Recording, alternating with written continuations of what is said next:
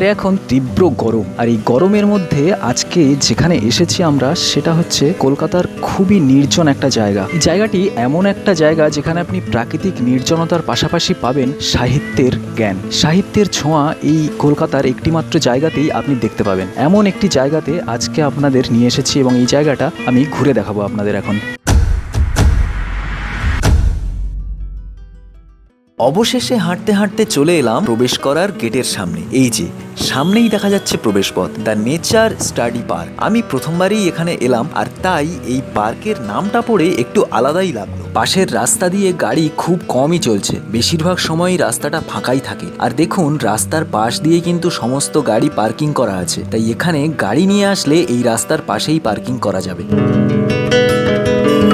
এই জায়গাটি কলকাতার আসলে কোথায় এবং কিভাবে এখানে আসতে হবে সমস্তটাই বলবো, কিন্তু তার আগে চলুন পার্কটার আদ্যপ্রান্ত ঘুরে দেখা যাক, এবং তারও আগে দেখা যাক এই পার্কের প্রবেশ মূল্য কত।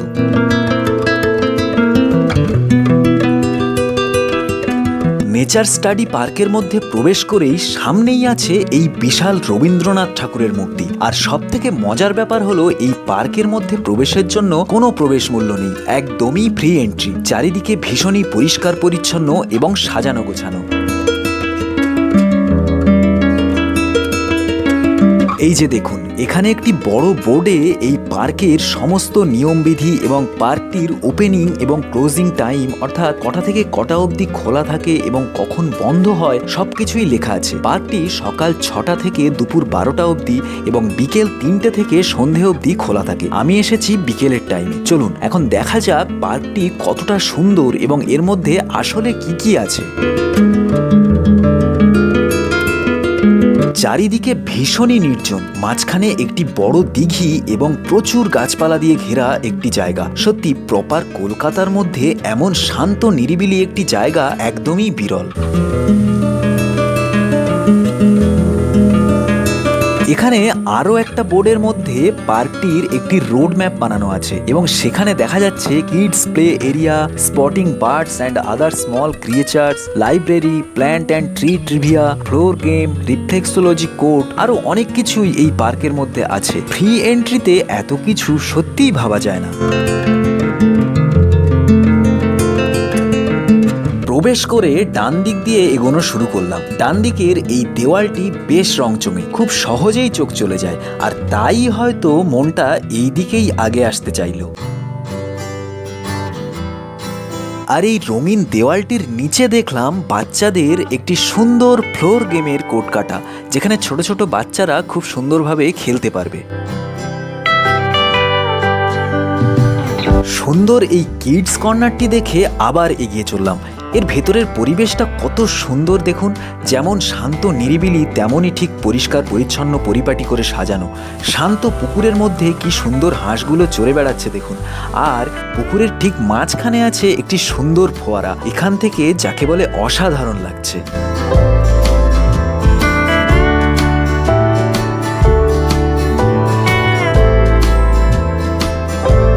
এই পার্কটি যে জায়গাটাতে অন্য সমস্ত পার্কের থেকে একদমই আলাদা, সেটা হলো এই পার্কের সুন্দর শান্ত নিরিবিলি পরিবেশের সাথে এখানকার সাহিত্যের সম্ভার। এখানে আছে একটি সুন্দর লাইব্রেরি, যেখান থেকে বই নিয়ে আপনি একান্তে বসে কিংবা আপনার বন্ধু বান্ধবীর সাথে বসে প্রাকৃতিক সৌন্দর্য উপভোগ করতে করতে পড়তে পারেন। দেখুন, সাহিত্যের সাথে প্রাকৃতিক সৌন্দর্যের মেলবন্ধন কিন্তু খুবই সুন্দর একটি অনুভূতি, আর সেই অসাধারণ অনুভূতিটি আপনি এই পার্কেই পাবেন। আর তাই হয়তো এই পার্কের নামকরণ করা হয়েছে নেচার স্টাডি পার্ক।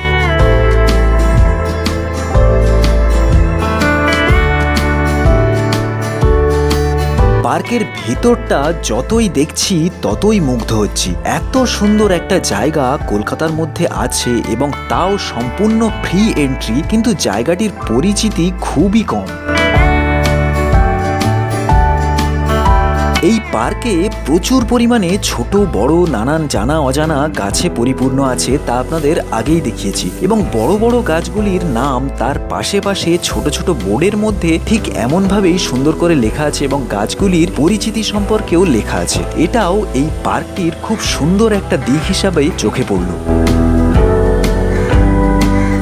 যতই দেখছিলাম পার্কটি যেন আরোই সুন্দর লাগছিল। প্রাকৃতিক সৌন্দর্যের পাশাপাশি পার্কের ভেতরে দেওয়াল জুড়ে আছে খুব সুন্দর সুন্দর ভাস্কর্য চিত্র, যা পার্কটির সৌন্দর্য যেন আরোই বাড়িয়ে তুলেছে।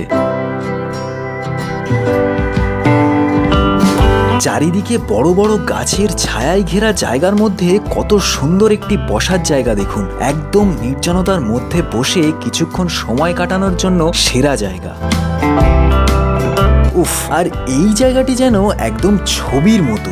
যারা সত্যি একটু ভ্রমণ প্রেমী মানুষ এবং যারা সত্যি বলতে একটু রুচিশীল ভ্রমণ প্রেমী মানুষ, যারা প্রাকৃতিক পরিবেশের সাথে সাথে বই পড়ার মজা উপভোগ করতে চান, তাদের জন্য এই জায়গা সত্যিই খুব মনোরম। এর থেকে সুন্দর জায়গা বোধহয় আর হয় না। এখানে আপনি প্রাকৃতিক সৌন্দর্য পাবেন, প্রকৃতির সবুজ পাবেন, হাওয়া পাবেন, ছায়া পাবেন এবং সাথে পাবেন বই পড়ার আনন্দ।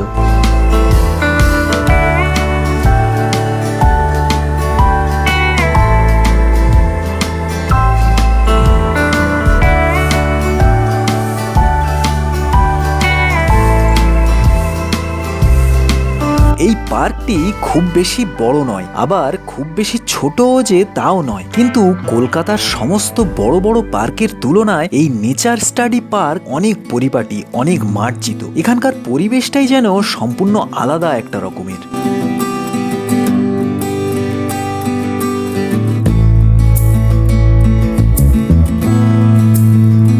আর পার্কের এই কোণটাতে দেখুন কত বড় একটা হিজল গাছের ছায়ায় কত সুন্দর একটা বসার জায়গা করা।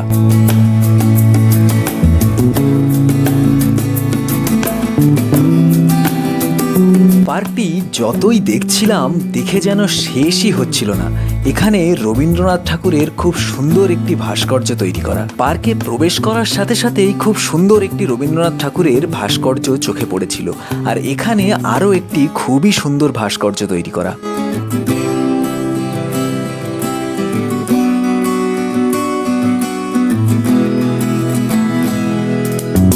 এগোতে এগোতে এবারে পার্কটির অন্য আরেকটি প্রান্তে এসে যে জায়গাটি দেখলাম তা সত্যিই কলকাতার অন্য আর কোনো পার্কেই দেখিনি। এই জায়গাটায় আপনি যদি খালি পায়ে হাঁটেন তাহলে আপনি ভীষণই আরাম পাবেন, কারণ এই জায়গাটার নিচের চাতালটি কিন্তু সমান নয়, পুরোটাই ছোট ছোট নুড়ি পাথর দিয়ে তৈরি করা, যেটার উপর দিয়ে হাঁটলে আপনি পায়ে তো আরাম পাবেনই, সাথে আপনার স্নায়ুগুলো আরো সজাগ হবে। মনে পড়লো প্রবেশ করার সময় বোর্ডে লেখা ছিল রিফ্লেক্সোলজি কোর্ট। এটাই হলো সেই রিফ্লেক্সোলজি কোর্ট, আর এর চারপাশের সৌন্দর্যটিও দেখুন অসাধারণ।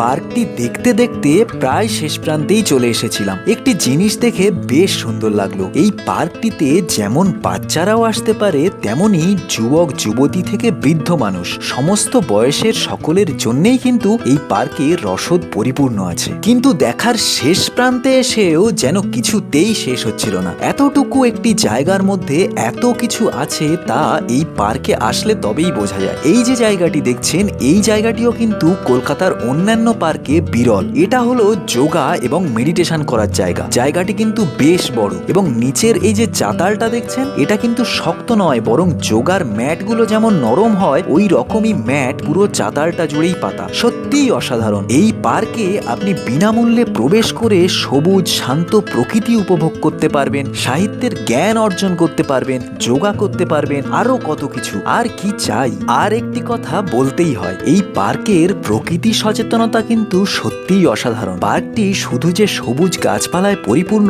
তা নয়, এখানে দেখুন বেশ অনেকগুলো সোলার প্লেটও লাগানো আছে। রাতে এখানে যে আলোগুলো জ্বলে সেগুলো কিন্তু এই সৌর বিদ্যুতেই জ্বলে। পার্কটি দেখার পরে কি ভাবছেন? এত সুন্দর জায়গা একবার তো আসতেই হবে। কিন্তু জায়গাটা কোথায়? এখানে আসা কিন্তু একদমই সহজ। মেট্রোতে উঠে পড়ুন, চলে আসুন ময়দান স্টেশনে। ময়দান স্টেশনের 2 নম্বর গেট দিয়ে বেরিয়ে সোজা হাঁটতে থাকুন। ময়দান স্টেশন থেকে মাত্র 8 থেকে 10 মিনিটের হাঁটা পথেই আপনি পৌঁছে যাবেন এই নেচার স্টাডি পার্কে। রাস্তায় আসতে আসতে বাম পাশে পড়বে সেন্ট জেভিয়ার্স কলেজ। এই কলেজটা পেরিয়ে একটু এলেই পৌঁছে যাবেন এই সুন্দর নেচার স্টাডি পার্কে। কেমন লাগলো ভিডিওটি কমেন্টে অবশ্যই জানাতে পারেন। আজ তাহলে এই পর্যন্তই। আর এমনই নতুন নতুন জায়গার ভিডিও দেখতে চ্যানেলটি সাবস্ক্রাইব করে বেল আইকনটি প্রেস করে রাখবেন। ভিডিওটি ভালো লাগলে একটি লাইক করতে অবশ্যই ভুলবেন না কিন্তু। দেখা হচ্ছে পরের আরো একটি ভিডিওতে। সকলে সুস্থ থাকুন, ভালো থাকুন আর মন ভরে ভ্রমণ করতে থাকুন।